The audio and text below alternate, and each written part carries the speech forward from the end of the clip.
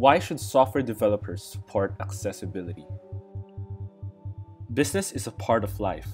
As such, this includes designing and creating a company's products and services to be used by as many people as possible, both of those living with disability and without. Accessibility is defined as the ability of being reached, approached, used, or understood. The Merriam-Webster dictionary has a simple definition of it available on their website as follows: able to be reached or approached, able to be used or obtained, or easy to appreciate or understand. When people speaking about accessibility in relation to disabilities, however, accessibility refers to how something is designed to be used, reviewed, read, or otherwise accessed by someone who is living with a disability or impairment of some kind. This does not imply solely wheelchair access ramps, nor does it mean just having braille signs at a business. We are all physically disabled at some time in our lives. A child, a person with a broken leg, a parent with a pram, an elderly person, are all disabled in one way or another.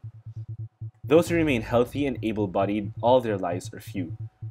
As far as the built-up environment is concerned, it is important that it should be barrier-free and adapted to fulfill the needs of all people equally. As a matter of fact, the need of the disabled coincide with the needs of the majority, and all people are at ease with them. As such, planning for the majority implies planning for people with varying abilities and disabilities. So first, here are some statistics. 324 million people are blind or visually impaired. To put that in perspective, that's 1 in 22 people. 360 million people are hard of hearing or deaf, or 1 in 20. 720 million people have dyslexia.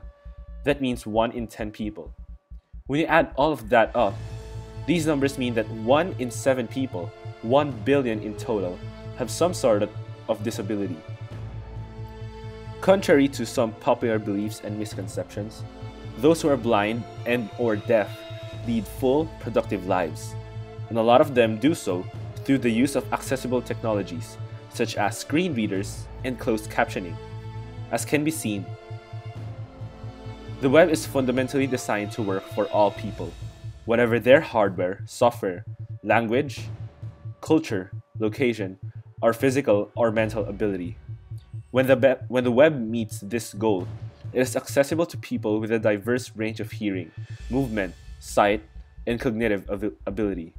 Thus, the impact of this ability is radically changed on the web, because the web removes barriers to communication and interaction that many people face in the physical world. However, when websites, web technologies, or web tools are badly designed, they can create barriers that exclude people from using the web. It is essential that the web be accessible in order to provide equal access and equal opportunity to people with diverse abilities. Indeed, the UN Convention on the Rights of Persons with Disabilities recognizes access to information and communication technologies, including the web, as a basic human right. Accessibility supports social inclusion for people with disabilities as well as others, such as older people, people in rural areas, and people in developing countries. There is also a strong business case for accessibility. Accessibility overlaps with other best practices, such as mobile web design, device independence, multimodal interaction, usability, design for older users, and search engine optimization. Case studies show that accessible websites have better search results, reduced maintenance costs, and increased audience reach, among other benefits. Developing a web accessibility business case for your organization details the social, technical, financial, and legal benefits of web accessibility. Accessibility encompasses many solutions and is best looked at as an ongoing process of working towards including more people in meaningful ways.